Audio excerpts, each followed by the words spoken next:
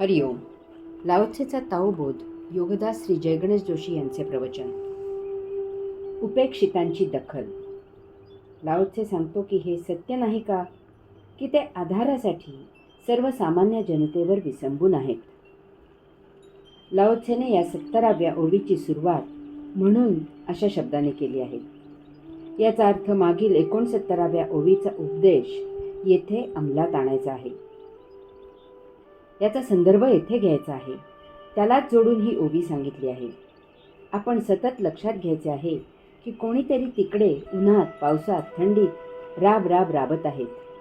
काळ्या आईची सेवा करत आहेत. शारीरिक मेहनत घेत आहेत. म्हणून आपण येथे अन्न वस्त्र निवारा मिळवत आहोत. कोणीतरी तिकडे खाली थंडीत कुडकुडत न झोपता पहारा देत उभे राहिले आहेत. म्हणून आपण येथे गादीवर दुलई लपेटून सुखाने निवांत झोपत आहोत. कोणीतरी घाण उपसत आहेत. घाणीची विल्हेवाट लावत आहेत. म्हणून आपण बिनधास्तपणे घाण करून ती टाकून देत आहोत. कोणीतरी तिकडे तळ हातावर शीर घेऊन सीमेचे रक्षण करत आहे. म्हणून आपण येथे निर्धास्तपणे हिंडत फिरत आहोत. कोणीतरी तिकडे रात्रीचा दिवस करत आहे. म्हणून आपण सुखाने रात्री ढाराढूर झोपत आहोत. कोणीतरी तिकडे कायदा आणि सुव्यवस्था राखत आहेत. म्हणून आपली येथे अब्रू राखली जात आहे. कोणीतरी तिकडे धर्म न्याय नीती याची व्याख्या करत आहेत. म्हणून आपण इकडे सुरक्षितपणे जगत आहोत. कोणीतरी तिकडे बेगडी मान सन्मानाच्या मागे धावत आहेत. तथाकथित पुढारीपणाची हौस भागवत आहेत. खोट्या प्रतिष्ठेच्या नावाखाली आम जनतेच्या शिव्या शाप खात आहेत. म्हणून राज्य चालवले जात आहे. नाहीतर हे राज्य चालवायचे असले काम कोण करणार? यासाठी गेंड्याची कातडी लागते, ती आणायची कोठून? यासाठी मेंदू मन दूर ठेवून कोणीही काही बोलले तरी त्यावर सुहास्य वदन करण्याचे काम करायचे कसे? सतत फिरत राहायचे कसे? काहीही वैयक्तिक कारण नसताना केवळ सामाजिक कामामुळे वैमनस्य धारण करायचे कोणी? हा डोक्याला ताप कोणी करून घ्यायचा? मानसिक स्वास्थ्य हरवून घ्यायचे कोणी? कसलेही घाणेरडे आरोप सहन करायचे कोणी? हे आरोप करणारे समोर भेटले की सुहास्य करत त्यांच्याशी बोलायचे कसे? हे असे असूनही सतत लक्षात घ्यायचे आहे, व्यवधान ठेवायचे आहे, त्याची जपणूक करायची आहे की यासाठी आपण आपल्या स्वकर्तृत्वावर नव्हे तर खालच्या तळागाळातील जनतेवर अवलंबून आहोत.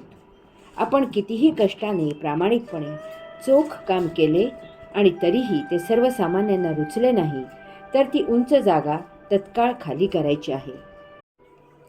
खाली उतरल्यावर आयुष्यातून उठवणारी हेटाळणी सहन करायची आहे. कुत्सित बोलणी ऐकायची आहेत. टोमणे सहन करायचे आहेत. वर्तमानपत्रामधून फोटोसह होणारी टीका वाचायची आहे. उंच असताना ज्यांनी सलाम केले त्यांची नजर चुकवायची आहे. अपराध काय तर जनतेसाठी उंच जागी बसलो. सामूहिक सहजीवन सहकार्य. लाओत्से सांगतो की खरे पाहता रथाचे सर्व भाग विलग केले तर रथच उडत नाही.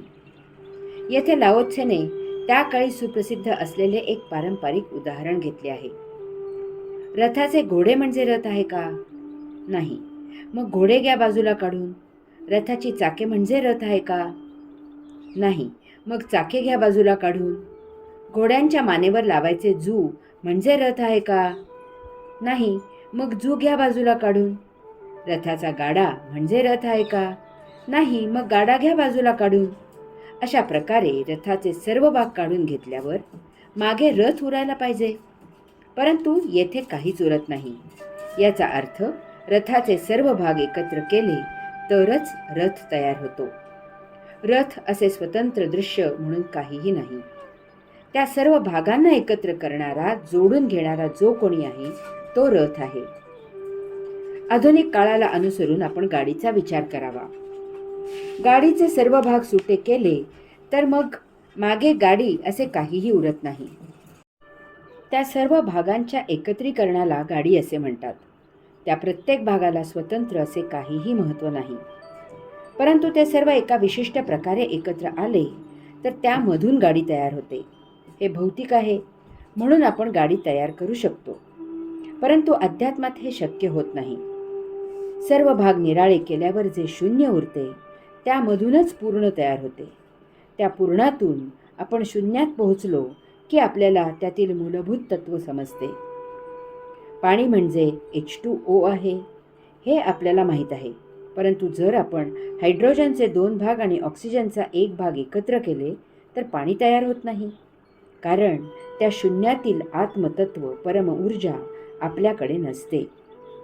भाजी केल्यावर त्यातील सर्व पदार्थ आपण जरी निराळे केले तरी भाजी करताना अग्नीच्या रूपाने वापरलेली परम ऊर्जा आपण पकडू शकत नाही. ती त्या शून्यातील परमपूर्ण शक्ती आहे. यामधून लाओ त्से येथे आपल्याला जे तत्व सांगत आहे ते समजून घ्यायचे आहे. आपले जीवन अनेक घटकांनी भरलेले आहे. जीवनात कोणताही घटक उच्च नीच किंवा कमी जास्त महत्त्वाचा नाही. यातील प्रत्येक घटक सारख्याच तोलामोलाचा आहे. गाडीला एक किरकोळ स्क्रू जर नसेल तर गाडी चालणार नाही. तसेच विश्वात योगेश्वरांच्या परम आत्म ऊर्जेने सृष्टी जीवनाला आवश्यक असेच सर्व काही निर्मित करून एकमेकांना जोडून ठेवले आहे. यातील एक जरी नसेल तरी जीवनात कमतरता होईल. हा मूलभूत सृष्टी नियम आहे. सर्वच्या सर्व 84 लक्ष योनी या सारख्याच महत्त्वाच्या आहेत. यातील एक जरी नसेल तरी जीवनाला धोका आहे. आज अनेक प्राणीजाती नष्ट झाल्या आहेत. त्यामुळेच पृथ्वीवर रोगराई दुःख आहे. यास्तव चल अचल सजीव निर्जीव अशा सर्वांच्या सामूहिक सहजीवनाने आणि सहकार्यानेच या विश्वाचा कारभार सुव्यवस्थित सुरू राहणार आहे. हरि ओम.